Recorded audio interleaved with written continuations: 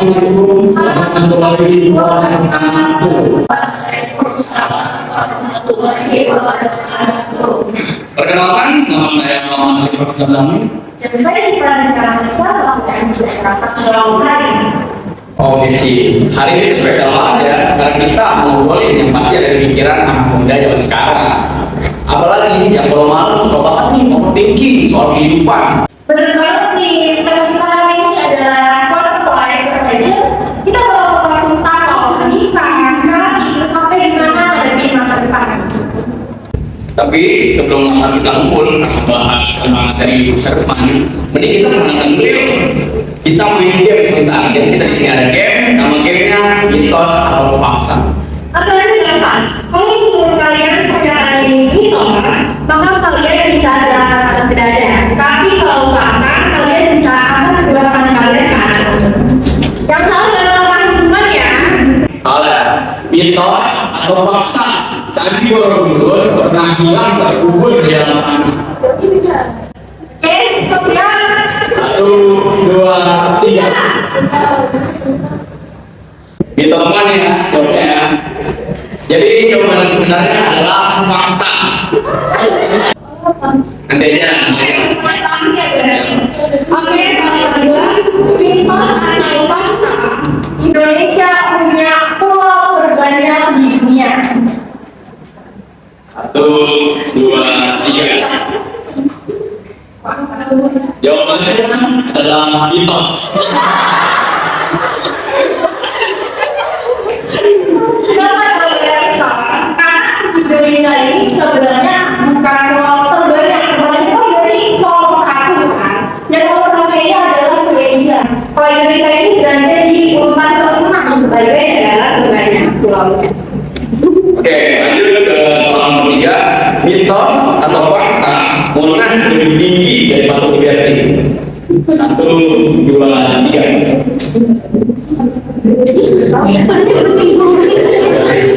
Oke, jawabannya adalah fakta.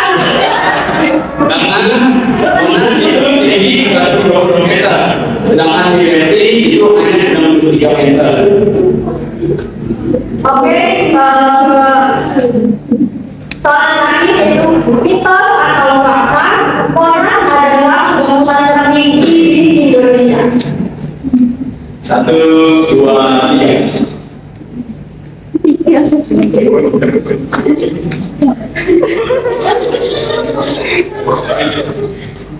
Jawabannya adalah mitos.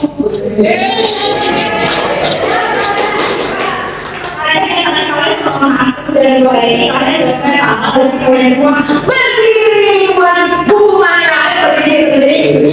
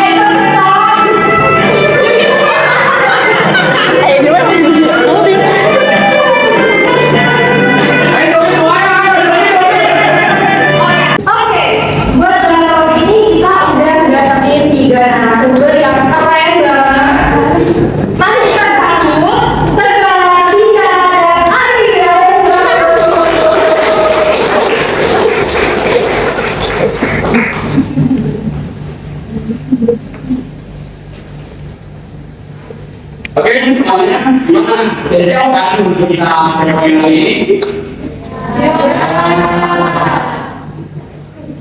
Oke, kita duduk dulu kali ya, Liv. Kita duduk dulu. Oke, kita mulai ke topiknya nih bareng Tegar. Gar, kalau ngomongin soal pendidikan dan karir, sebenarnya seberapa ngaruh sih pendidikan kalau kita bekerja nanti? Waktu dan tempat dipersilakan. Ya, assalamualaikum warahmatullahi wabarakatuh. Waalaikumsalam warahmatullahi wabarakatuh. teman-teman yang kita hormati, para dosen kita tercinta, Bapak Maskur dan Bapak Feby, dan teman-teman yang saya cintai. Ya, sebelum saya mulai, saya mau nanya satu pertanyaan. Menurut kalian, di era yang sekarang itu IPK itu masih kepake nggak sih?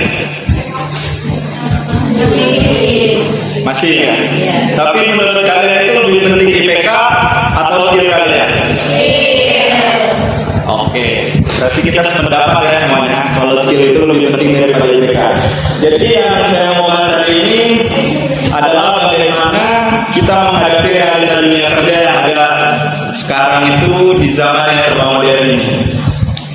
Pasti kalian dulu itu kuliah rata-rata kebanyakan dari paksaan orang tua ya kan.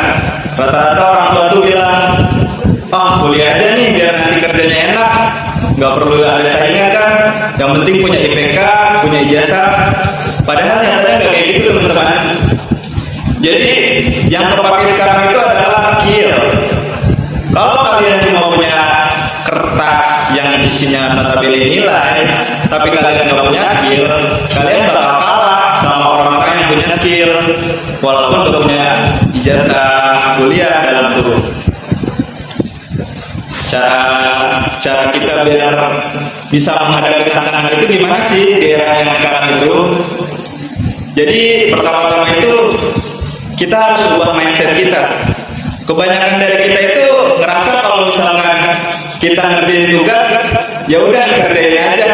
Setelah dikerjain ya udah dilupain. Nyatanya nggak gitu teman-teman. Jadi kalau kita dapat tugas kayak misalkan akuntansi atau kita dapat tugas presentasi, itu kita harus ngebayangin seolah-olah kita sedang bekerja di perusahaan. Karena apa? Skill yang paling kepake itu sekarang di rata-rata perusahaan itu adalah public speaking, problem solver, ya kan? Juga kalian jangan jadi mahasiswa yang pasif. Kalian harus aktif. Pasti dalam artian kalian cuma masuk kelas, ngedengerin dosen ngomong, setelah itu pulang. Gak boleh kayak gitu teman-teman. Di sini saya juga nggak maksa buat kalian masuk organisasi, karena pengalaman itu juga nggak dari organisasi aja. Dari kita interaksi sekarang ini kita juga udah membuat relasi yang bagus. Sisanya itu tinggal kalian yang finishing aja kayak gimana. Di sini saya cuma mau ngasih cara-caranya aja.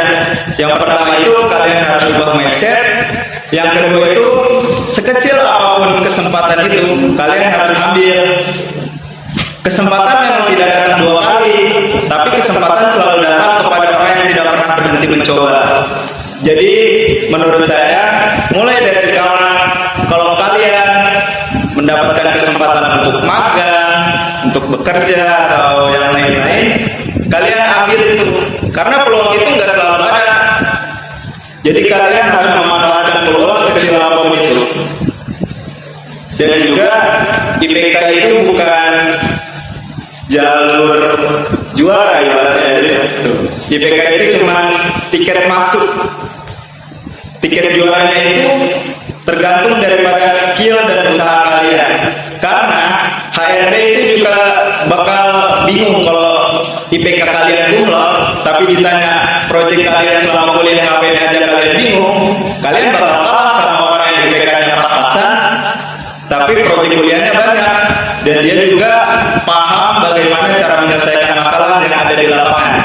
Jadi intinya sekarang itu yang ditanya bukan seberapa besar IPK kalian, tapi yang bakal ditanya sama HRD adalah seberapa penting kalian dan seberapa berguna kalian nantinya di lapangan.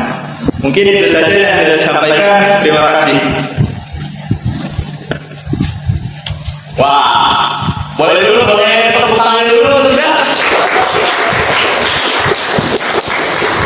Keren banget sih untuk penampilan negara tadi.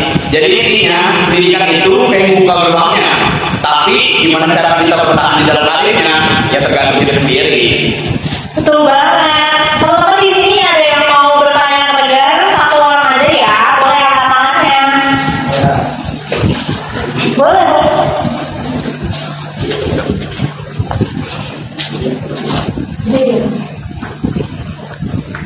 Assalamualaikum warahmatullahi wabarakatuh. Waalaikumsalam warahmatullahi wabarakatuh. Selamat siang. Saya ingin menanyakan kepada Tegar. Saya seringkali melihat orang dengan lulusan IPK yang sangat tinggi, namun pengalaman dalam dia magang dan organisasi sangat rendah. Bagaimana peluangnya dibandingkan dengan orang yang prestasi akademiknya biasa saja, namun pengalaman kerja dan magangnya sangat banyak? Mengapa demikian? Terima kasih. Oke, terima kasih untuk Rizky. Pertanyaannya boleh dijawab juga. Ya, sesuai yang saya sampaikan tadi, pertanyaan sangat bagus Rizky. Karena rata-rata itu manajer itu ya, HRD itu gak ngelihat seberapa besar IPK kalian. Karena IPK itu kan kalian dapatkan dari ngerjain soal, ngerjain ujian, ya kan? Yang notabene jawabannya udah ada di buku. Jadi tergantung kalian mau nyari atau enggak, jawabannya itu terserah kalian. Kalau di dunia pekerjaan, nantinya kalian bakal dihadapin sama hal-hal yang gak terduga, dan kalian harus menyelesaikannya sesuai deadline yang sangat ketat, dan juga kalian harus menyelesaikannya dan menjawabnya saat itu juga. Jadi menurut saya yang paling besar peluangnya adalah orang yang IPK-nya standar tapi pengalaman kerjanya sangat banyak, karena yang dibutuhin itu skill, bukan cuma nilai di atas kertas. Terima kasih. Ya. Oke, kita lanjut ke topik selanjutnya. Ini ke topik yang lebih personal ya. Siapa di sini yang masih sering ngerasa salah jurusan atau bingung nih besok lulus mau kerja apa dan mau kerja di mana? Iya benar banget. Pasti banyak banget yang ngerasa begitu. Apalagi banyak banget dari kita yang terjebak di tengah dilema harus pilih jurusan sendiri atau pilih jurusan kemauan orang tua. Nah, terkait rasa cemas dan kebingungan dalam menentukan masa depan, gimana sih cara kita menghadapinya agar tidak jadi beban pikiran yang berkepanjangan? Silakan Dinda. Oke, tadi kan udah dijelasin Tegar kalau misalnya perusahaan ini dunia kerja itu kompetitif kan. Nah, sekarang aku bakalan jelasin, kita itu pasti bakalan mikir kan, kita bakalan jadi apa ya nanti habis lulus, atau ntar kita harus ngapain ya setelah kita lulus nanti. Kita pasti bakalan khawatir banget sama masa depan kita. Nah, di sini kalian tuh gak ngerasa sendiri, karena semua orang pasti akan merasakan hal itu, karena semua orang bakal ngerasa khawatir, cemas sama masa depannya masing-masing.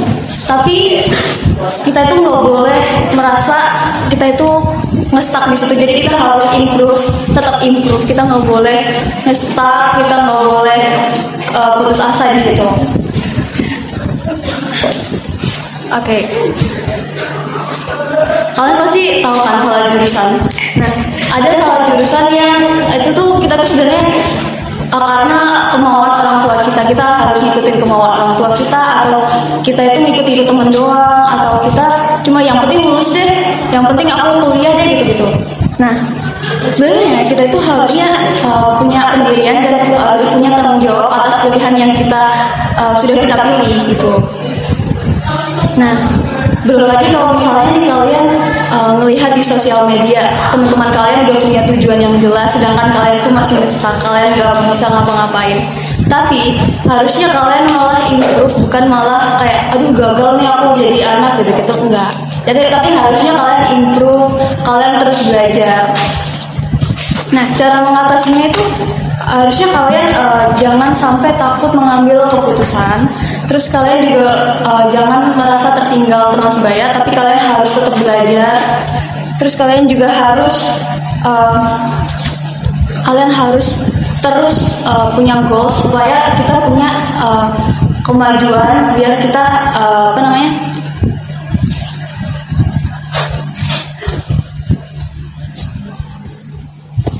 kita harus punya goals, terus kita harus punya kemajuan supaya kita tidak stuck di situ-situ aja. Tuh, dengerin ya teman-teman. Cemas itu manusiawi, yang gak boleh itu kalau kita menyerah. Thank you ya buat Dinda untuk sharingnya yang enak banget nih buat kita. Iya betul, terima kasih banyak untuk Dinda. Nah di sini ada yang mau curhat atau bertanya ke Dinda, boleh banget angkat tangannya ya.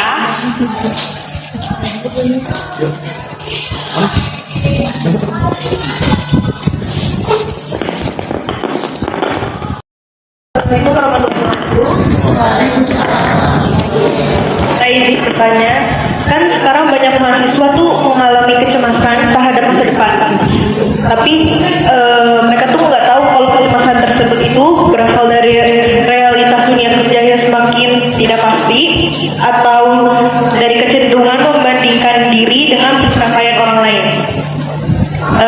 Bagaimana cara mahasiswa itu mengenali akar kecemasannya agar dapat menyusun pengembangan diri dan perencanaan karir yang lebih sehat dan realistis? Oke, bagus banget Alicia. Jadi kita tuh harus mengenali diri kita sendiri supaya kita tahu kita itu sebenarnya cemas karena apa. Nah setelah kita tahu, kita refleksi diri, kita tuh kita boleh tuh kita konsultasi entah ke guru, orang tua, atau ke dosen, atau boleh ke konselor juga. Nah setelah kita udah konsultasi, kita baru tuh bisa menyusun tujuan karir, tujuan hidup secara realistis sesuai kemampuan diri kita.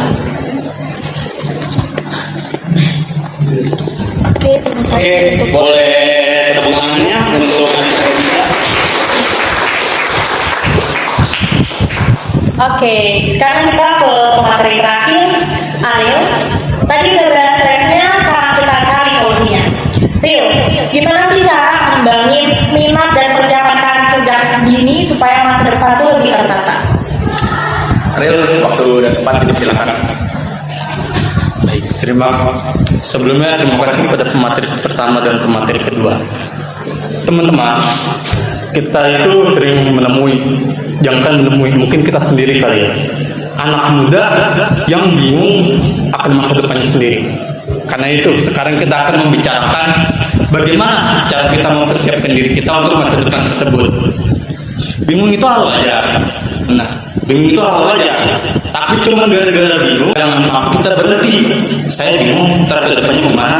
Udahlah, ntar kalau udah lulus saja saya baru rencanain. Jangan. Banyak orang yang berkarir sukses, itu mereka awalnya juga bingung. Mereka itu nggak langsung bisa mendapatkan pekerjaan yang sesuai dengan apa yang mereka bisa.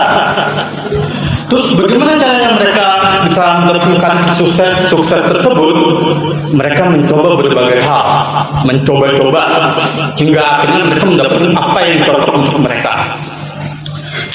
Nah, disinilah pentingnya minat dan bakat untuk karir kita masa depan. Kita harus paham bagaimana minat dan bakat kita itu. Kalau sebutan anak muda zaman sekarang mah itu passion namanya. Passion, sesuatu yang cocok sama kita. Nah, kalau berkaitan dengan passion, kalau kita dengar kata passion, pasti itu ada sesuatu yang muncul gitu aja. Tidur sekarang, bangun, besoknya langsung paham passionnya harus apa. Padahal nggak segampang itu, nggak sesederhana itu. Passion itu memang ada yang muncul dengan instan, tapi sangat-sangat jarang. Lebih banyak passion itu didapatkan melalui pengalaman. Artinya apa? Passion itu didapatkan dengan mencoba berbagai hal-hal yang baru. Mereka mencoba berbagai hal hingga akhirnya menemukan paling tidak satu atau dua hal yang cocok dengan mereka. Misal, ada mahasiswa yang masuk dalam jurusan ekonomi. Itu gara-gara itu mahasiswa masuk karena saran orang tua. Apakah dia senang? Apakah dia semangat? Enggak. Cuma ngikutin aja rekomendasi. Awalnya masuk. Terus tiba-tiba temen yang ngajak dia untuk ikut ke organisasi kepanitiaan kampus. Ini mahasiswa mulai agak tertarik nih ke kepanitiaan kampus. Maksudnya kayak gimana ya? Di sekolah itu kayaknya nggak ada dah. Dia ikut. Saat dia mengikuti kegiatan itu, dia mendapatkan tugas, yaitu publikasi media sosial. Bingung dong dia, tapi karena udah masuk, akhirnya mau gimana lagi? Nggak ada pilihan. Akhirnya dia mulai belajar media sosial, belajar desainer, belajar berbagai macam digital yang ada di medsos dan segala macamnya. Hingga akhirnya apa? Hingga akhirnya dia mulai menikmati proses tersebut. Hingga dia bisa menguasai kemampuan desainer itu. Beberapa bulan kemudian dia menjadi desainer konten desainer, di mana dia bisa dapat jasa-jasa, dia menawarkan jasa-jasa kepada orang-orang, mendapatkan panggilan-panggilan hingga mendapatkan pendapatannya sendiri cukup besar, malah besar. Kalau seandainya saat itu dia tidak dipanggil sama temennya, tidak diajak sama temennya, atau bahkan dia nggak ada ketertarikan untuk ikut organisasi kepanitiaan itu, kemungkinan besar dia nggak bakal bisa mendapatkan passionnya yang sekarang. Bahkan dia bisa jadi mendapatkannya mungkin agak lama atau bahkan tidak akan lama lagi. Jadi pada dasarnya passion itu kita dapatkan setelah kita coba. Bukan berarti kita lihat dulu, kita suka dulu, baru kita coba. Tapi kita coba dulu, baru kita tentuin itu suka atau kagak. Karena kita nggak tahu apakah passion itu sesuai dengan kita atau tidak. Nah, selain itu, teman-teman, jangan sesekali kita meremehkan yang namanya hobi. Hobi ini kalau kita dengar paling untuk mengisi waktu luang. Ada satu hobi yang kalau dulu kita tak dengar, pasti kita mikir ini hobi nggak bakal ada masa depannya sama sekali. Tapi ternyata lihat sekarang, hobi itu benar-benar menjadi karir yang sukses. Tahu nggak tuh hobinya apa? Kira-kira? Itu gamer. Dulu kita kalau main game nggak ada kepikiran ini bisa bikin saya sukses, kagak. Sekarang lihat ada e-sport, ada live streaming, bahkan ada pendapatannya sendiri. Kenapa? Hobi itu bukan hanya dimiliki semata, tapi harus dikembangkan. Hobi itu termasuk bakat. Bakat kalau tidak dikembangkan tidak akan terlalu hebat. Kalian mungkin pernah melihat di dalam cerita fiksi, di mana ada beberapa karakter yang dirinya tidak berbakat dibandingkan dengan karakter yang lain. Pokoknya antara bakat dan kerja keras itu sangat kurang. Tapi nyatanya di dunia nyata itu tidak seperti itu. Bakat dan kerja keras tidak terlalu jauh. Jika seandainya ada orang yang lebih berbakat dari kita bisa saja mengejarnya dengan kerja keras yang lebih baik. Nah, selain itu, kita juga harus yang namanya mulai berani dalam mencari pengalaman kerja. Kalau kita sudah mengenal passionnya, kita harus mendapatkan pengalamannya juga. Melalui apa? Salah satunya adalah magang. Tapi saya nggak pinter, saya tak pinter malah jelek. Saat magang saya malah takutnya merusak suasana. Perusahaan tidak selalu berharap bahwasanya peserta magang itu langsung bisa. Yang paling penting adalah bagaimana dia mau belajar. Begitu. Kalau seandainya peserta magang itu mau belajar dan terus mengasah skill yang dimiliki, maka kemungkinan besar dia akan mendapatkan pengalaman yang baik. Selain itu ada juga yang namanya networking, hubungan dengan orang-orang di sekitar kita. Kita harus bisa membangun hubungan. Buat apa? Siapa tahu orang yang di sekitar kita itu sudah punya karir dan dia kenal dengan kita yang memiliki kemampuan yang sesuai dengan apa yang dia butuhkan terhadap karir tersebut. Misalnya ada senior yang ingin ada desainer di kantornya, dan dia dia mengenal kita yang merupakan seorang desainer juga, dan akhirnya kita dipanggil oleh senior tersebut. Ya intinya kita itu harus bisa cicil segala macam perencanaannya, mulai dari passion kita harus kita bangun, mulai dari magangnya, dari segala macamnya. Kira-kira begitulah yang bisa saya sampaikan. Oke. Terima kasih banyak Pak Ariel, mantap banget tuh ya tadi. Boleh diingat ya teman-teman, terakhir kita tuh nggak perlu nunggu lulus buat mulai persiapan, bisa dicicil lewat organisasi atau asal baru. Betul banget. Ini kesempatan terakhir ya buat ada yang mau nanya. Ini nanya ke Ariel atau minta tipsnya gitu? Ya, boleh. Assalamualaikum warahmatullahi wabarakatuh. Saya izin bertanya, banyak orang beranggapan bahwa bekerja sesuai passion merupakan kunci utama untuk meraih kesuksesan dalam karir. Namun, pada kenyataannya, tidak semua orang memiliki kesempatan untuk bekerja di bidang yang benar-benar sesuai dengan minatnya. Sementara, sebagian lainnya justru mampu mencapai kesuksesan meskipun bekerja di luar passion mereka.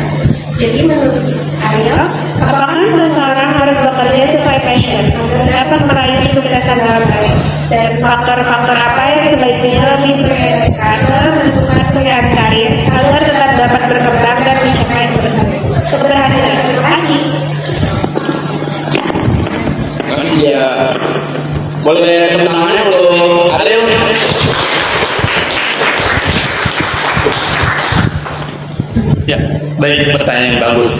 Jawaban saya adalah tidak harus. Passion memang menjadi nilai tambah untuk kita agar pekerjaan itu bisa lebih termotivasi, kita lebih bersemangat dan lebih menikmati prosesnya. Tapi ada faktor lain seperti kemauan kita untuk belajar, terus kemampuan kita untuk beradaptasi, dan juga disiplin serta kompetitif juga. Nah, dengan faktor-faktor itulah orang-orang bisa meraih karir yang jauh lebih baik daripada passion yang dia miliki. Begitu jawaban saya. Oke, terima kasih banyak untuk Kak Ariel. Gak kerasa banget ya kita ternyata udah di penghujung acara.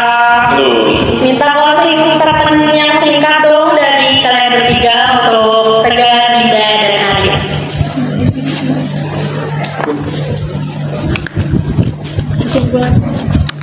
Kesimpulannya, jadi kita nggak perlu nunggu lulus buat melakukan sesuatu. Kita harus mulai dari sekarang biar kita nggak ketinggalan sama orang-orang yang udah nyiapin dari semester 1 atau dari semester 2. Jadi gap antara kita lulus dengan kita cari pekerjaan itu tidak lama, karena yang menutup gap itu bukan dosen, bukan kampus, tapi diri kita sendiri. Mungkin sekian. Luar biasa sekali untuk para pemateri kita ini. Boleh kasih tepuk tangan? Apa ada yang mau bertanya lagi sebelum closing? Boleh. Assalamualaikum warahmatullahi wabarakatuh. Saya ingin bertanya kepada Adinda, quarter life crisis itu lebih banyak disebabkan karena tekanan dari lingkungan atau karena ekspektasi kita sendiri? Oke. Jadi quarter life crisis itu kan fase di mana kita bingung, cemas apa masa depan kita, terus impian karir kita gitu kan. Nah, menurut saya itu dua-duanya, karena tekanan dari orang tua, lingkungan sekitar juga berpengaruh di kita. Nah, terus dari kita sendiri, itu ekspektasi kita sendiri, itu juga mempengaruhi. Jadi bisa jadi beban juga. Jadi keduanya itu bisa mempengaruhi. Oke, baik. Terima kasih untuk Dinda dan terima kasih untuk Salwa untuk pertanyaannya. Jadi kalau kesimpulannya dari kami MC yaitu bingung masa depan itu wajar, tapi jangan diem aja. Kenali diri, tata pendidikan, dan mulai rencanakan dari sekarang.